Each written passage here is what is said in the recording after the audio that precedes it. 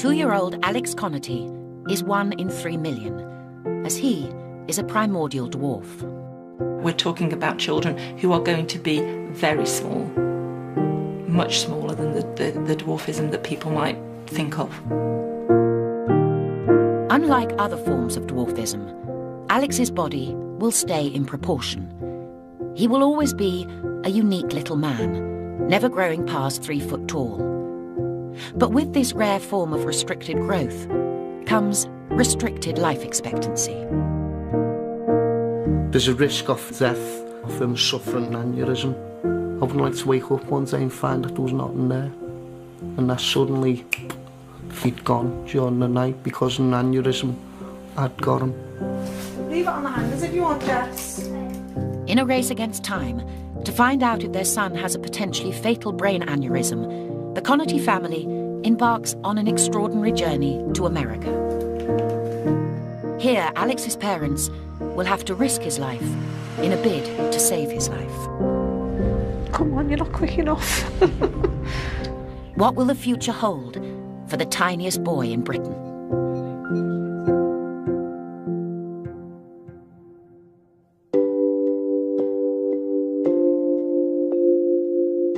Worldwide, there are less than 100 cases of microcephalic osteodysplastic primordial dwarfism type 2. But what makes children born with this condition so extraordinary is that their bodies are proportional but tiny. Alex Connerty is thought to be the tiniest primordial dwarf in Britain. My son doesn't believe in doing things in halves.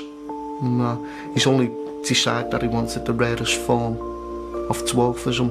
It's not normal dwarfism. It's very, very small dwarfism. Alex is less than 30 inches tall and weighs the equivalent of 6 bags of sugar. His friend Patrick is also 2. But unlike Patrick, Alex wears clothes made for a 6-month-old baby. This cap is for a 9-month-old. Alex lives in Liverpool with Dad John, Mum Sue, and her 2 children from a previous marriage. Mike is 12 and Jess is 9, and they were both of normal birth weight. But when Sue was pregnant with Alex, routine scans uncovered that he was much smaller than a normal baby. It was alive. It didn't matter if it was small at that time. No, I was only small. Didn't think nothing of it, really, did we? Didn't. At 32 weeks, Alex was delivered by emergency caesarean, as doctors were worried he would not survive in the womb.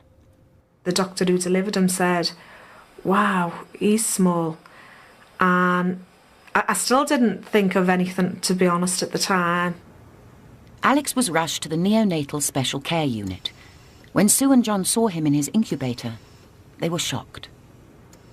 He weren't big. He weren't normal size. He was small. Damn, he was small. His entire hand was smaller than my thumbnail. It scared me, to be honest, when I seen him the first time. I looked at him, and with having 2 other children, I knew he looked different. Just thought, well, maybe it's because he's premature. But again, when you look around at the children that's in the neonatal, you think he's not got the same features as them. He looks really different. After 6 months of genetic tests, the Connertys were told what was wrong with Alex. She said, "Oh, your son's got microcephalic osteodysplastic primordial dwarfism." There you go, sweetie. The primordial part of the title means that Alex has been small from the moment he was conceived. And that is in contradiction to other forms of dwarfism, where the baby might be a normal size up until later on in the pregnancy, and then the growth of the limbs slows down. So Alex was small right from the word go. The microcephalic bit of the MOPD is a small head. So although Alex is small, his head is much smaller than you would expect for the size that he is. And the fact that people think that his eyes may look big is actually because his head is small, and the dwarfism bit is just the small stature that he's got. Although they had a diagnosis, Alex's doctors had never encountered a child like him before. We go to our own doctors, consultants, and these people are the best. They've looked after not just Alex, ourselves. They've given us good treatment. But when we've been trying to ask them for advice, most of them said, well, we can't answer. There's nothing we can give you. And even his main paediatrician consultant said, you're just as experts as us. You're the people who know more about it. You're living with him. But whilst researching Alex's condition on the internet, the Connertys were alarmed to discover that primordial dwarfs with MOPD type 2 rarely make it to 30, because it can come with a potentially fatal condition. We know that some individuals who have MOPD type 2 will have an aneurysm of one of the arteries or veins in their head. And the problem is that it could rupture and you could have a bleed inside the brain. In order to detect if Alex has brain aneurysms, he would need to undergo a series of brain scans. The whole point of doing the scan is that these aneurysms can be treated. However, when Alex was 9 months old, a chest infection meant he needed to be put on a ventilator. But when he was sedated by general anaesthetic, he almost died. I went into the theatre with him. I held his hands. He fought like mad as the doctors tried to sedate him. And he kept looking at me as if, say, Daddy, help me. They started putting the tube down without any forewarning. His heart monitor, all the alarms went off, he crashed. Alex suffered a cardiac arrest. Doctors battled to resuscitate him, but Alex was battling for his life. Twice I sat down, bent down, I whispered into his ear, go sleep son, you thought enough. If there had been a switch on the wall at that time, I hate myself for even thinking about it now. I would have turned it off. Now aged 2, doctors have decided that it's too dangerous for Alex to have a brain scan, as it would involve him having a general anaesthetic once again. But the Connertys feel it's a risk worth taking, as they are living in fear of an invisible killer. You can't see if there's an aneurysm there to start with. If you don't have the MRI scans, your son, your daughter may be there today, but may not be tomorrow. Whereas with the scans, it's given us 6 months' hope. The DuPont Hospital for Children in Delaware, America, has agreed to perform Alex's brain scan. This hospital is seen as a centre of excellence for children with MOPD type 2. Sue and John also hope to gain valuable knowledge on their son's development here. Alex is fed through a port in his stomach because he has struggled to swallow since birth due to his small jaw and esophagus. But eating is not the only developmental milestone he hasn't hit. He doesn't walk or anything as yet. I think he really wants to walk. I think he wants to run before he can walk. He doesn't crawl around the room or anything, but he's quite weak in his limbs and stuff like that. Alex's parents are taking him to America, where he'll attend the Little People of America convention, as well as having tests that may literally save his life.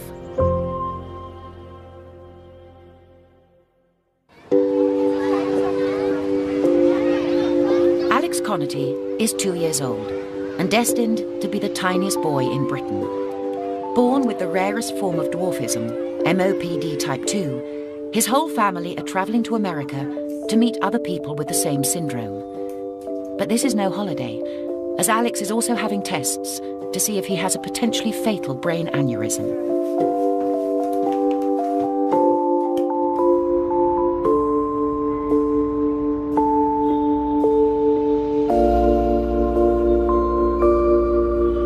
The Connerty family arrives in Seattle, the venue of the Little People of America convention. Approximately 2,500 people attend this 2-week convention, with roughly half of the people present being of restricted stature.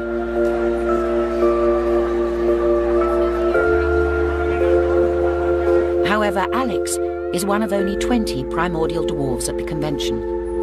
And for Dad John, it's a learning curve to meet other children and their parents with the same condition as his son. He's so cute! How old is Alex? He's 2. He's 2? Yeah. She's 6. Hello, beautiful. How is she health-wise? She's doing really good. She eats well. She hasn't gotten sick within about 9 months. It's good. Really When we go to Delaware, Alex is going to have the MRA to see if there's anything there. We're just fingers crossed. She had a MRI and MRI to check for aneurysm. Everything okay? Everything went well. It's just a sinus infection. And as they have the rarest form of dwarfism, they attract a lot of attention from the other little people. Primordial dwarfs are little people. Even the achondroplasia dwarfs who come up to us, they explain, oh, Alex is a little person. It brings it home to you. That's not Alex. That's Alex? Hi, Alex. Say, hello, Michelle. Yeah? Hi, Alex. Say, yeah. You are just absolutely a doll. I was just so interested in whether they're walking, whether they're talking, and them themselves have got a form of dwarfism. Hi. Can you walk? He can't. Alex is 2, Trinity 6. How old are yourselves? I'm 13. 13. And you're 13? Yeah. Wow. Where are you from? What part of the California. Oh, the best part of the USA. Where are you from? We're from England, a place called Liverpool.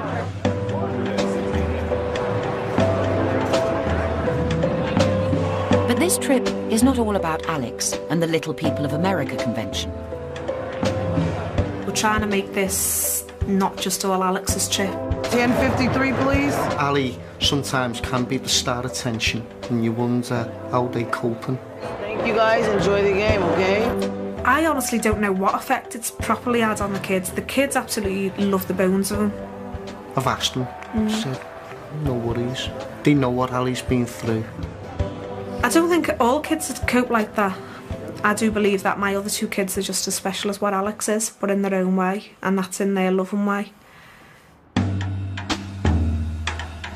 Tonight, the Connachtys have organised a special meal to get to know 4 other primordial dwarves and their families.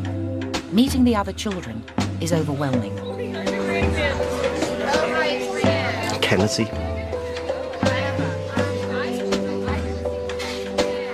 When I first seen her, I always thought Alex was small. And it was only when I met Kennedy. Wow. One small child. She lifted the glass up, brought it to her face. The entire rim of the glass literally filled her face. Wow. Blew us away. Chloe, she has hearing difficulties. But she's got this hearing aid which has got diamonds in, and she's a proper little girl. She's so pretty, so pretty. But you look at Trinity, she's small. She's one of the smallest. But again, she loves life. Just to see that was good. Christopher, who's 9 years old, same age as Jess. He's a bundle of joy. He's got so much life for something so small. So much energy comes out of him. For Mike and Jess, this dinner has given them both a glimpse into their brother's future. What's really gone down great is Jessica's met Faith, Chloe's sister, who's 10 years old. That's given them time to speak to each other on their own without any parents around, whatever, talking about how the feelings have been. What's it like having Alex as a brother? It's fun. But sometimes it gets quite annoying because one of my friends keeps saying, oh, he's so cute, and I've heard it too many times from her. A lot of times at school when they have like a birthday party or something like that, and my mom and my sister come, a lot of girls, just like when it's like I'm in the front of the class and like everybody's singing happy birthday to me, when Chloe walks in the room, everybody gets out of their seats and runs to her, and it kind of bothers me because she gets a lot of attention like 24/7. I think it's good for them to talk about what they feel and think. It affects them, it affects the whole family. You know, they do capture a lot of attention. Very much. And for them to be able to share that with somebody that understands what they're feeling and thinking, I think is wonderful. You know, sometimes to help her feel special, maybe we'll have to have Chloe watched by a family member or friend and allow me to just go and do something with Faith. Whilst all the children seem to be living a normal life, the threat of a fatal aneurysm looms over them. And for one child, Christopher, a scan, like the one Alex will have in a matter of days, has revealed abnormalities which may be an aneurysm. While meeting with some of the children, Michael met up with Christopher. They'd gone on like a house on fire. I said, "Do you know Chris has got a suspected aneurysm?" And Michael was like, "No." And it really worried him because he's like, he's playing, he's doing normal things like normal kids do. He said he could have just dropped down dead in front of me, Mum. He said, you just don't realise that this is going on. He said Alex could be running around or whatever, not knowing. So I think that's brought it up to Michael realising how much these scans are needed for the children. Tomorrow, the Connatys head off to Delaware for Alex's all-important tests. So they spend their last day reflecting about their time in Seattle. For Mike and Jess to see these kids who are not 2 years old like Alex, but they're just doing ordinary things that ordinary kids do. I think it's just been absolutely fantastic. When we saw Chloe, it was dead funny because she just ran around everywhere and she could talk. And when Alex is older, we want him to be like Chloe. When we first met the families, and then Mike and Jess, more so Mike, it was a shock to him. It took his breath away. He looked flabbergasted, didn't he? Mm. When you look at Ali, it doesn't seem like he's going to grow up to be that small, because you only see him as a 2-year-old kid.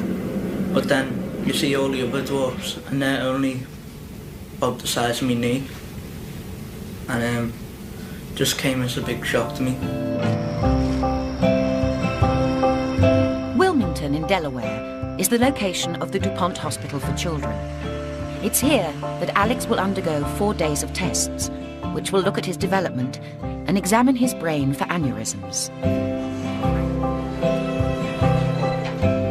Jess and Mike are being looked after by a family friend. Yes! On day 1 of the tests, Sue and John head to the hospital. Since meeting other primordial dwarves, they now have new concerns about their son's future. We've met up with quite a lot of the other kids now. I was quite shocked to find out that they were walking at early ages, like 14 months and stuff like that. So that's got me a little bit worried, thinking, wow, Alex is 2 and 3 months now. He's not making any attempts of walking. Out of all the children that were there, Alex is the only child that's tube fed. All the others, you can see them, they've been munching away on pizza, having the time of their life, running around and stuff. And I think Alex is the only one who's not mobile as such. The first meeting the Connatys have is with Dr. Michael Bober, a specialist in Alex's form of dwarfism. He needs to examine Alex to confirm that he has MOPD type 2. So this young man is now 2 years and 3 months, is that right? Yeah, that's right. Keep still. Well, I think after seeing him and reviewing the records that we've seen, there's no doubt that he has a form of primordial dwarfism. And without seeing the x-rays, I think it's almost certainly MOPD2. For Alex individually, it appears that aside from his size, the biggest difference between him and other children that are his age is really his developmental level. I really am a strong personal believer in there's no such thing as too much therapy. And as long as the child is not getting frustrated or physically worn out from it, then those things should be done. With the examination over, Dr. Bober sees no physical reason why Alex is behind developmentally. There's no reason to believe that he is not going to be able to eat by mouth and to feed himself. So those things need to get started yesterday. He's going to have to learn how to deal with textures and learn how to deal with liquids, and the only way to do that is really with practice. It was nice to meet you. Thank you so much for seeing us. You're welcome. I honestly can't believe we've got here. We thought it'd take years and years and years, to be honest. Next, the anaesthesiology team will assess whether Alex will need to be put under general anaesthetic to have his brain scanned. This could be life-threatening for Alex, as they would need to intubate him by putting a tube down his throat.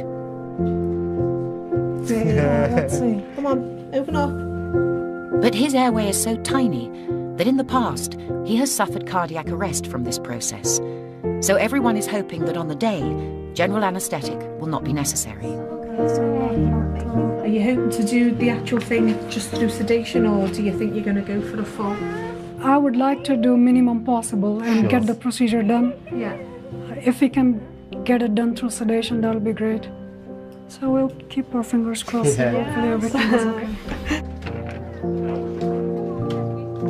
It's the end of the first grueling day, and for Sue and John, the fear of what the brain scan may find has been replaced by the fear of whether Alex will survive going under general anaesthetic. I've been worrying about him just going under sedation. Knowing what he's been like in the past. He had the cardiac arrest. That's a big one for me. Then the aneurysms. It's something that's been in the back of our minds, but we've never thought what happens if it does come back, that there is something there. It's just a case of just hoping there's not, but if there is, it's just something we're going to have to deal with. Yeah.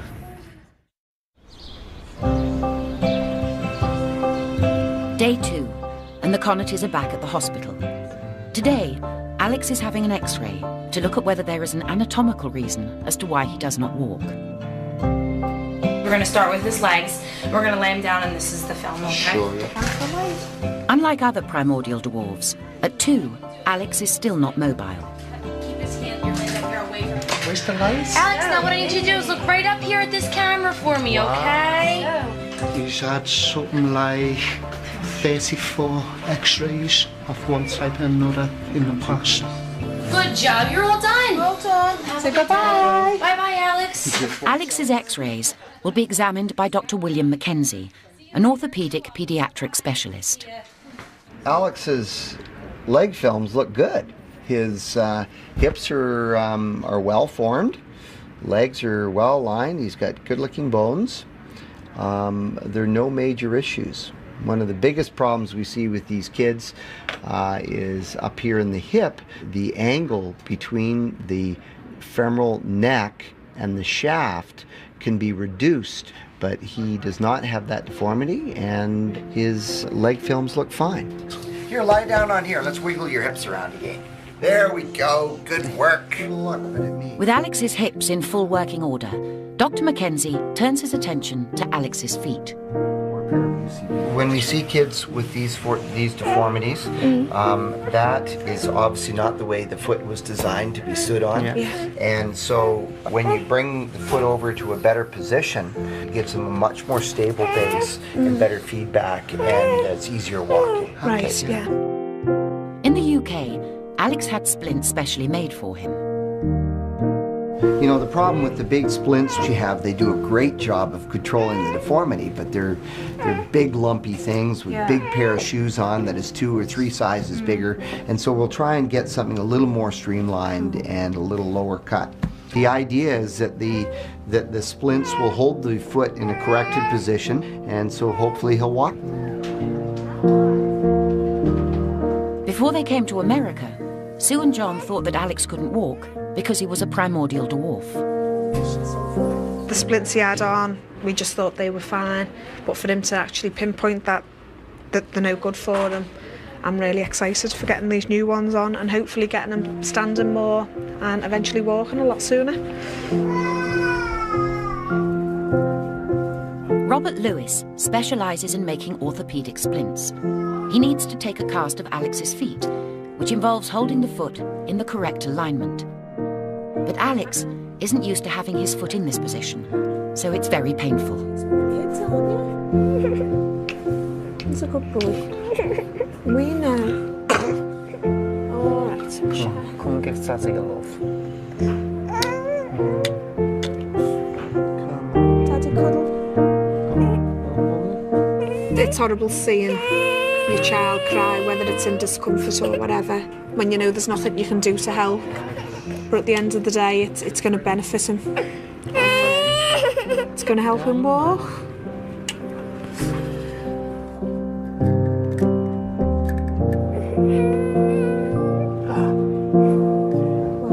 For me as a parent, I think that's the utmost paramount thing we can do, help him walk. In less than 24 hours, Alex's life will be put at risk as he goes under general anaesthetic.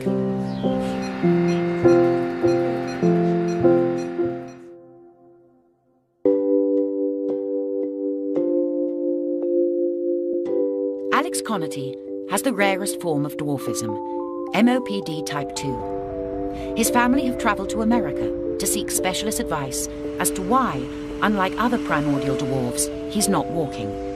Alex will also undergo a scan to see if he has a brain aneurysm, which could kill him.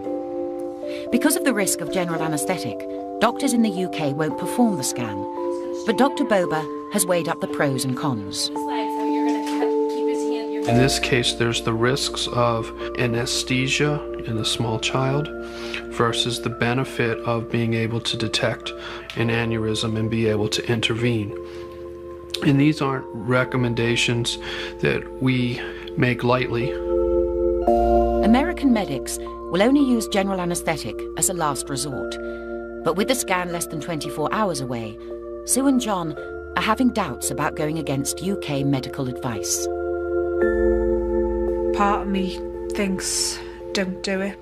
If he doesn't make it through the anaesthetic or the sedation, it doesn't matter whether he's got an aneurysm there or not. But if there is something there, at least they can work on it, or they can give us an idea of what they can do, whereabouts it is. Sometimes you wonder if you've done the right thing for your son. For ourselves. We have. Yeah. For Sue and John, they have to face the reality that Alex's life may be cut short. Not only because of the scan, but also because MOPD type 2 children like Alex rarely live past the age of 30. He means so much to us. I don't think we would have a life without Alex now. He's such a big part of ours, and everybody who meets him. I think if Alex wasn't around, something that's not even worth thinking about. Sometimes I think mainly about the sadness, the loss, if we did lose him. My son, gone. Come here.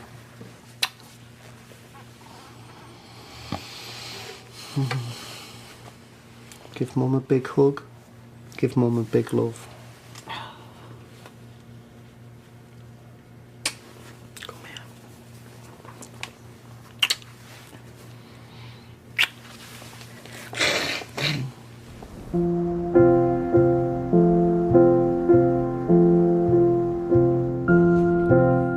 It's day 3, and today Alex will be having his brain scan. Mike and Jess are being looked after by a family friend because Sue and John don't know if Alex will survive if he has to have a general anaesthetic. I think he's going to do okay. Going through the procedure anyway, and then we'll sit back and wait to find out what the proper news is. See what's going inside there. Thank you. As much as John's being all confident and stuff, I just can't feel like that at the moment. Just worried. Just want it all over and done with. Give Mummy a big love and say, cheer up, Mum. Say, I may be small, but I'm strong. I know he's a fighter. Strong as an ox. Go on, come here. I'm okay.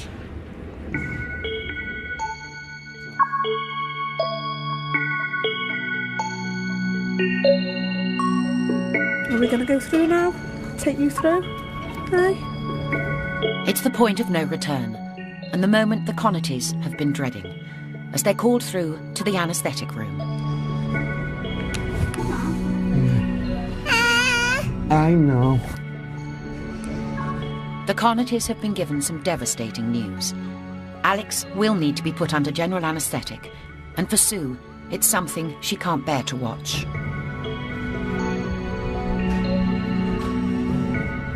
As much as I don't want to be there with him. You just feel as if it's out of our hands now. So when he's with us, you know, you can protect him. When he's not with you, you can't protect him as such. But he'll be fine.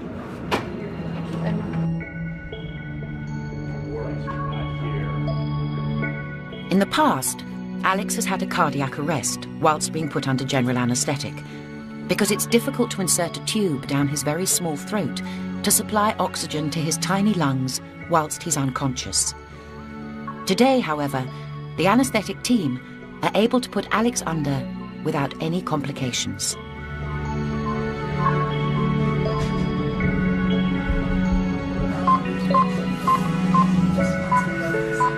Now I know that he's down there, I feel a lot better.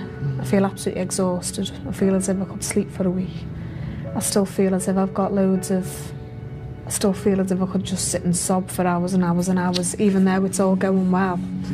I just feel as if I've got it all inside and I need to let it out. But I know that he's all right, so I feel a lot better. Even though now he's having the MRA, we have another problem, possibly.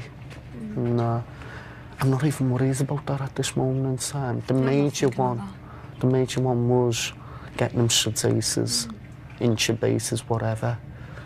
That was the major hurdle for me, especially based on past experiences. Let's just hope the scan gives us the results we need. But it's not just Sue and John who are anxious to hear news. Alex's brother Mike and sister Jess are waiting at their hotel room. I'm a bit worried, but a bit glad for Alex to have his scan to see aneurysms, because I want to know if he has one. But if he has one, I'm going to be dead sad, because he'll probably die quite soon. If they can fix it and take it out, then if he has to scan, it'll be good, because if they find it out later and suddenly he might not be able to take it out and he might die in his 20s or 30s. So I'm happy to have it, but I'm just scared in case he does have one. I'm hoping that he doesn't have an aneurysm, because I want him to live until he's 123 or something. Alex is now under general anaesthetic, and a crash team are standing by in case he goes into cardiac arrest.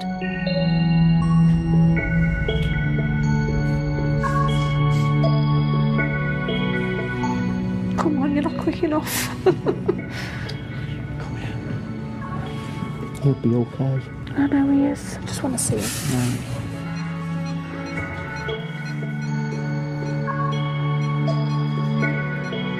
Three scans will record 3D computer-generated images. An MRI will look at Alex's brain as a whole, whilst an MRA records images of the blood vessels, and an MRV will record images of the veins. These scans will then be analysed by Dr. Bober. The general feeling is that aneurysms are weakening in the arterial walls, and ultimately, given enough time, that wall will fail. Depending upon the location of the blood vessel and other factors, that failure could lead to a hemorrhage and death. It may lead to just a small stroke and permanent or temporary disability. Alex is already beginning to wake up, but the anaesthetics team are anxious to get him into the recovery room as soon as possible. Good, thank you. We'll see you up shortly on the other side. Sure.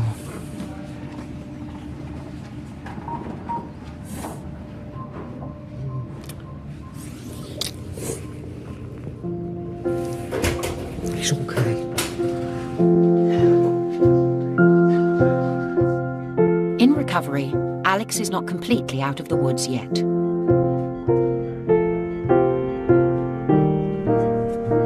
He's still sedated from the anesthesia and it's not worn off completely.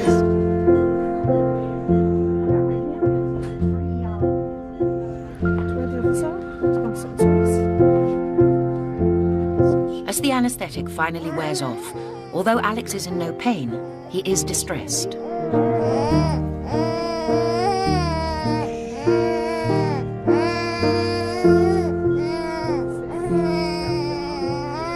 Well, at least that's all over and done with. The anaesthetic, the sedation. I can handle him being cranky like this, just knowing it's all over and done with. With the fear of the anaesthetic behind them, the Connatys are glad to be leaving the hospital. But it could be a week before they get the results of the scans and discover if Alex's life is in danger.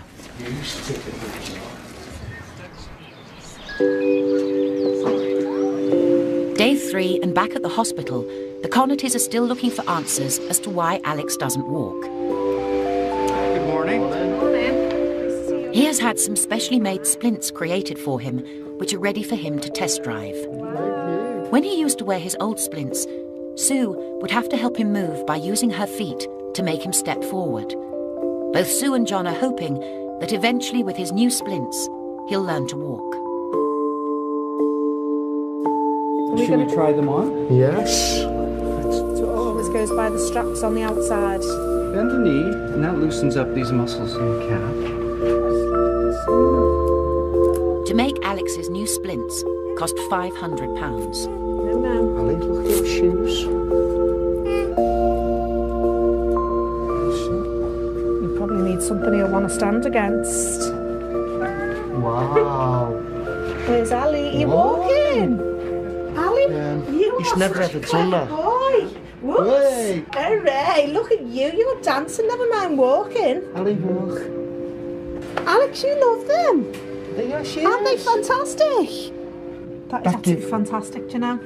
I honestly can't believe, as John said, he's never taken steps before, and it's as if he's put them on and it's made him walk. Hold Daddy's hands and walk. That's better. Come on, let's go for a walk. He's walking. One thing we want most in life for him to be able to get round on his own 2 feet. He's got so many hurdles to overcome because of his limitation in size. Within the end of the year, he may be making our lives a lot more difficult. Come here, you little bugger. Thank you. You're welcome. This is the moment John and Sue thought they'd never see. Oh, you decided to run, are you? Do you want to do hop, skip and jump? From the early days, when I found out what condition he had, I always said my son would walk with giants. Sometimes I thought he'd never be able to walk. After what I've just witnessed then, he will be walking with them. Not just walking, even though he's small, you'll be standing shoulder to shoulder with him.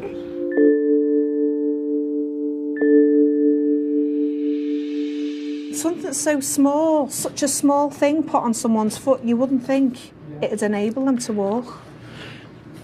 This last week we've had good news after good news. That for me is the icing on the cake.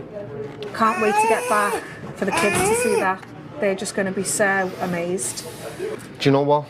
There's only one place for them. A special place. In the bin. I still can't believe it.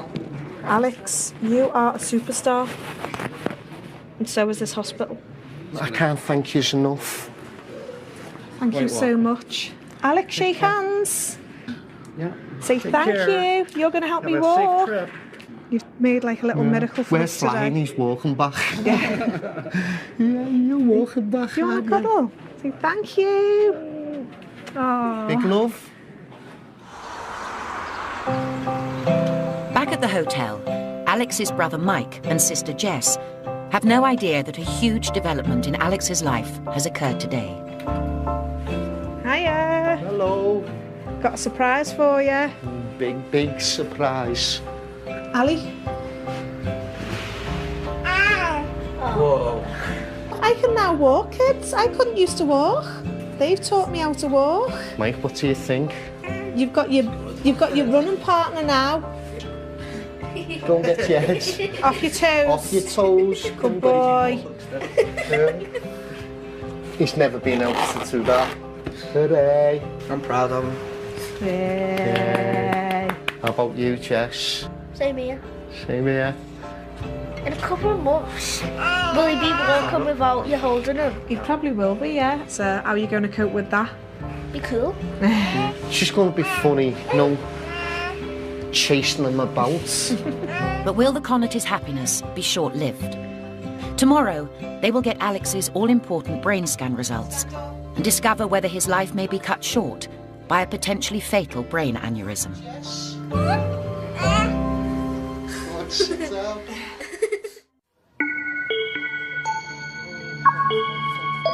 Parents Sue and John Connaughty have brought their 2-year-old son Alex to the DuPont Children's Hospital in America.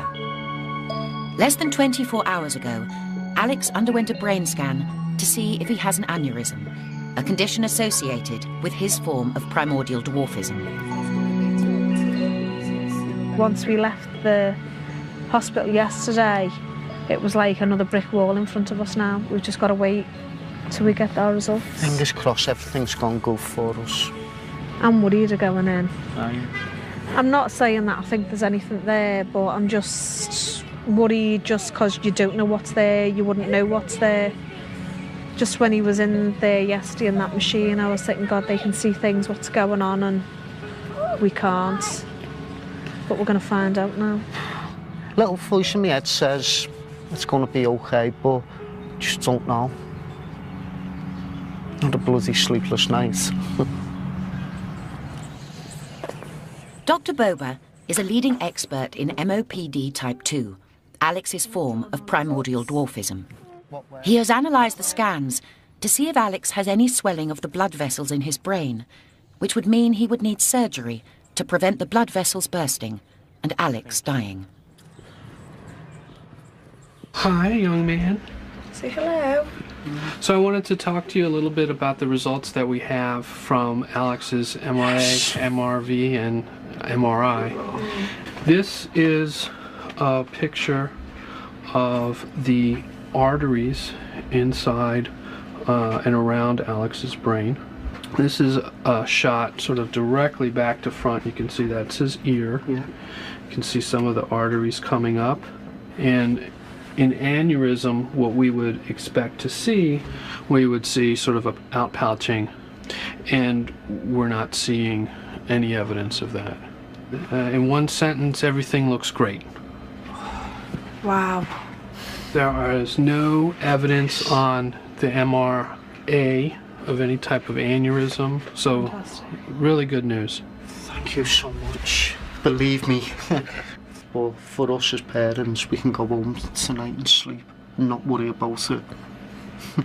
Well, I think it's very safe to put it out of your minds for a while. Yeah. I want to give you a hug. Thank you so much. You're welcome. You're going to say thank you? No, I want a hug from him. Hey! Yeah. You always get hugs off of me, likes to hug you. Wow. Hi. That is great news. Absolutely. This week has just been... It's been a roller coaster up and down for worrying times that we've had. But as we're going home, we couldn't have expected for any better news for anything down from the MRI scans, for all the scans he's had, up down to his feet. From head to toe, he's had us what John calls a full MOT, and it's all good news we're going home with, so we can't ask for much more. The Connaughtys fly back to Liverpool the next day. Sue's parents are there to welcome them home. Who's here? But they're in for a big surprise, as they don't know their grandson has started walking. Who's a good kid? Oh, thank you. Ali, shoe nanny, new shoes. I thought they were just going to show us these new little shoes or supports for his feet.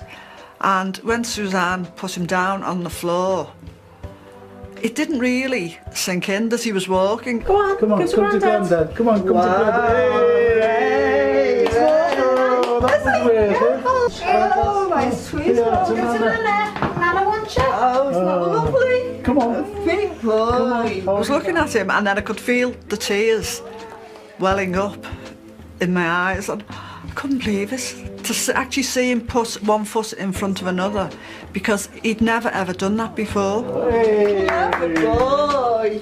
Aren't you a big boy? Oh, You're a different boy, aren't you? You've done a lot while you've been away, haven't you? Trip was just fabulous. Everything just went completely, I'd say, better than to plan. Just everything went perfect. Every step that we done, Seattle, Delaware, it's just all been absolutely perfect.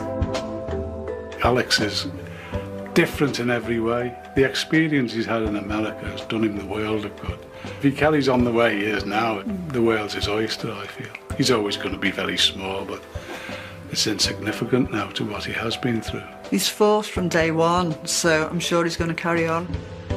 Apart from his own inner feelings, where he goes fed up being small sometime in the future, I think at the majority of the time he's going to enjoy life. Every day is going to be like a big, big adventure for him. If it's down to us, he's going to walk, he's going to talk, he's going to go to school, he's going to grow older, he's going to have lots of friends. In our eyes, he's going to do whatever any other child does.